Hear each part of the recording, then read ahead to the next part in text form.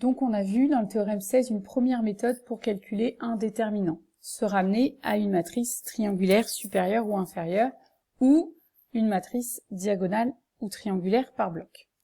Alors il y a une deuxième méthode qui consiste à développer par rapport à une ligne ou à une colonne. Donc c'est ce qu'on va voir maintenant dans le paragraphe 4.4. On a besoin d'abord de définir certaines quantités et puis ensuite je vous montrerai la méthode. Alors, on se fixe une matrice A et un numéro de ligne et un numéro de colonne. Vous imaginez, le I, ça sera le numéro de la ligne et le J, le numéro de la colonne. On appelle mineur de A en position IJ le déterminant qu'on obtient lorsqu'on enlève la ième ligne et la jième colonne à la matrice et qu'on calcule ce nouveau déterminant. Donc quand vous enlevez une ligne et une colonne, comme votre matrice était carrée, ça vous fait encore une matrice carrée, donc vous n'avez aucun problème pour calculer ce déterminant. On appelle ça le mineur en position IJ.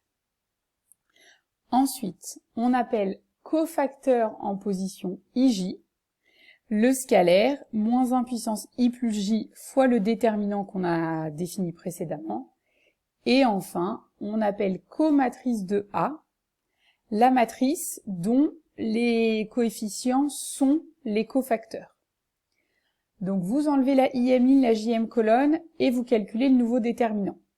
Vous multipliez par moins 1 puissance I plus J, ça vous fait ce qu'on appelle un cofacteur, et vous mettez tous ces cofacteurs dans une matrice et ça vous donne ce qu'on appelle la comatrice de A.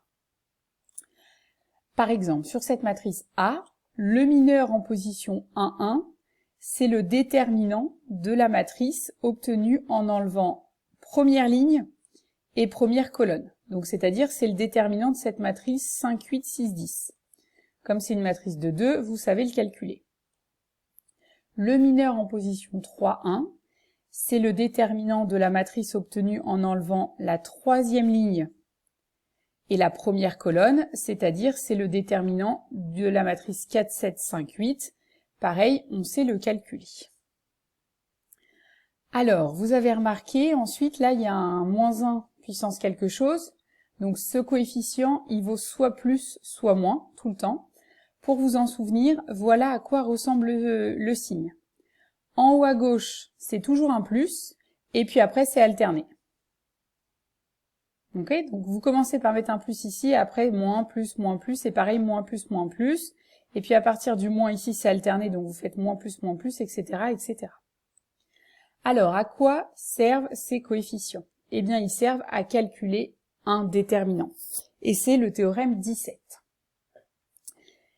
Pour une matrice A quelconque, on peut obtenir le déterminant en développant par rapport à une ligne. Je m'explique, vous vous fixez une ligne, quel que soit I appartenant à 1n, donc c'est pour fixer une ligne. Le déterminant de A est égal à la somme pour J allant de 1 à n.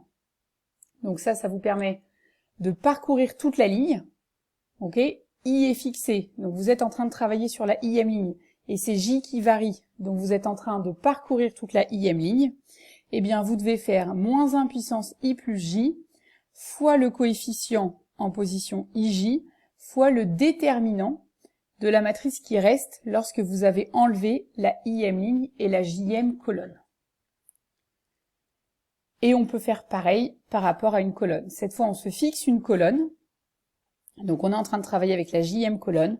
Le déterminant est égal à la somme pour I allant de 1 à n. Donc ça veut dire on s'est fixé la jième colonne et on est en train de parcourir toute la colonne. Moins 1 puissance I plus J à IJ fois toujours le déterminant de la matrice obtenue en enlevant la ième ligne et la jième colonne. Alors, je vous montre tout de suite sur un exemple comment ça marche, et ensuite on fait la démonstration. Juste une remarque avant de commencer, la matrice A, elle est de taille n. Le déterminant ici, puisqu'on lui a enlevé une ligne et enlevé une colonne, ça devient le déterminant d'une matrice de taille n-1.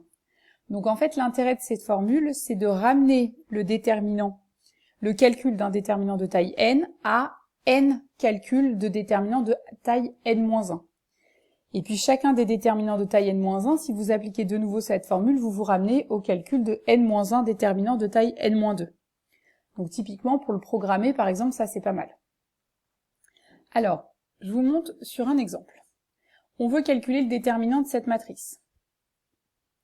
Je vais commencer à faire le développement par rapport à la première colonne. Donc, j'applique la formule, j'ai -1 puissance le numéro de la ligne plus le numéro de la colonne.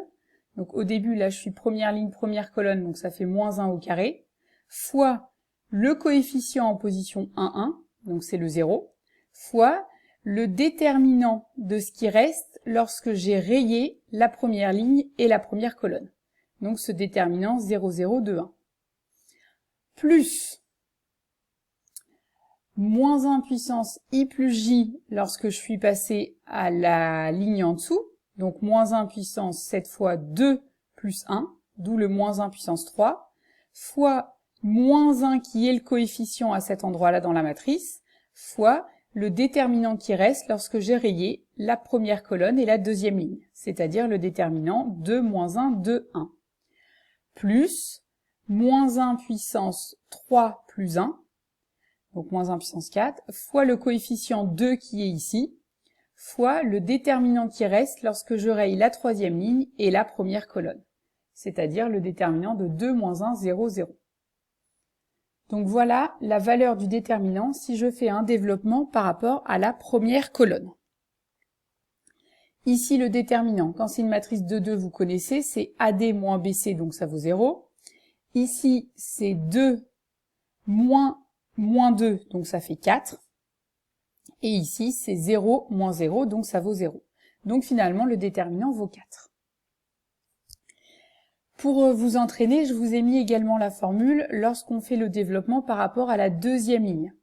Parce que qu'est-ce qu'elle a de très intéressant de cette deuxième ligne? Et bien comme il y a 2 zéros, dans votre somme, en fait, là, il y a 2 fois le... Donc on est dans celle-ci, pardon. Il y a 2 coefficients A qui valent 0, donc en fait, il y a 2 termes où c'est même pas la peine de s'embêter. Donc en fait, quand vous développez par rapport à la deuxième ligne, il n'y a qu'un seul coefficient. C'est -1 puissance 2 plus 1, fois -1, fois le déterminant qui reste lorsqu'on a rayé cette ligne et cette colonne, c'est-à-dire le déterminant 2 -1, 2, 1, et donc on retrouve bien 4. Vous pouvez vous entraîner sur cet exemple à développer par n'importe quelle ligne, n'importe quelle colonne, vous devez trouver tout le temps le même résultat. Alors, en plus, la formule de Sarus, là, que je vous ai déjà énoncée pour le cas du déterminant d'une matrice 3-3, et bien en fait, pour la retenir, c'est exactement la formule de développement par rapport à la première ligne. Si vous écrivez toute la formule, vous allez voir, c'est exactement ça. L'intérêt, c'est qu'il y ait beaucoup de zéros, et de choisir la ligne ou la colonne qui a le plus de zéros. Donc souvent, ce qu'on fait, c'est qu'on mélange les deux méthodes. C'est-à-dire qu'on commence par des opérations élémentaires à faire apparaître plein de zéros, et ensuite, une fois qu'on voit plus trop quoi faire comme opération élémentaire, mais qu'il y a pas mal de zéros, eh bien on passe à cette formule-là, à développer par la ligne ou par la colonne où il y a tous les zéros. Alors on va passer à la démonstration de ce théorème 17. Donc, je le fais que pour les colonnes, mais c'est exactement le même résultat pour les lignes. Donc on a la base canonique E1, En, parce que je vous rappelle que par définition, le déterminant d'une matrice, c'est le déterminant de la famille des vecteurs formés par les colonnes dans la base canonique de k puissance n, et on se fixe J une colonne. Le déterminant de C1, Cn, c'est donc le déterminant de C1, Cj-1, la jème colonne, je la remplace par son expression, c'est la somme pour i allant de 1 à n. Donc ça, c'est pour dire que je parcours toute la colonne des AIJEI. Ça, c'est ce qu'il y a dans la jème colonne. J plus 1 Jn. Ensuite, j'utilise la linéarité du déterminant. Donc j'obtiens que c'est la somme pour i. Alors, la linéarité par rapport à cette variable. Faites attention, j'ai dit trop vite. Comme c'est linéaire par rapport à cette variable, je peux sortir la somme. Je me retrouve ensuite avec ce déterminant. Et puis ensuite, cette colonne EI, là, comme c'est le vecteur de la base canonique, en fait, il n'y a qu'un seul 1 dedans. Donc je vais le ramener au début. Donc pour ça, je vais commencer par échanger ces deux colonnes. Je vous rappelle, échanger les deux colonnes, ça multiplie le déterminant par -1. Donc j'ai un -1 qui apparaît lorsque j'échange ces deux colonnes. J'ai un autre -1 qui va apparaître quand je vais échanger ces deux-là. Encore un qui va apparaître quand je vais échanger ces deux-là. Donc au total, puisque lui il était à la jème place, que je l'ai ramené en j-1 échange à la première colonne, c'est un -1 puissance j-1 qui va sortir, qui correspond à chacune des chaque échange de colonnes. Alors, pourquoi est-ce que je l'ai ramené à la première colonne? Donc ce déterminant, maintenant, je vais l'écrire avec les coefficients pour qu'on voit ce qu'il y a dedans. Ici, j'ai le vecteur EI. Donc je vous rappelle, c'est le vecteur de la base canonique dont le 1 est en ième position. Donc en fait, c'est un vecteur qui a que des zéros, sauf le 1 qui est à la ième ligne. Ici, je dois avoir la j-1e colonne. Donc j'ai écrit la j-1e colonne de A. Ici, la j plus 1e colonne de A, etc., etc. Et puis ensuite, ce que je vais faire, c'est que cette ligne-là, qui a le 1, je vais la ramener tout en haut. Alors c'est pareil, je suis à la ième ligne, il y a un -1 qui va apparaître quand je vais échanger ces deux lignes, un -1 qui va apparaître quand je vais ensuite échanger ces deux-là, etc., etc. Donc finalement, il y a un -1 puissance i-1 qui va apparaître. Alors vous faites attention, là c'est un j, celui que j'aurais dû recopier d'avant, et ensuite, il y a un i-1 qui apparaît pour lorsque j'ai ramené le 1 tout au début. Et là, quel est l'intérêt d'avoir ramené le 1 tout au début? C'est qu'en fait, maintenant, ma matrice, elle est triangulaire par bloc. Vous avez un tout petit bloc là avec un 1, et ensuite un autre grand bloc ici,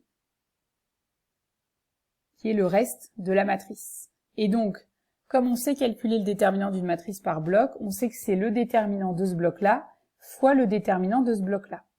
Donc, comme c'est 1 fois ce déterminant-là, en fait, il ne reste plus que le déterminant de la matrice dans lequel j'ai enlevé la première ligne et la première colonne.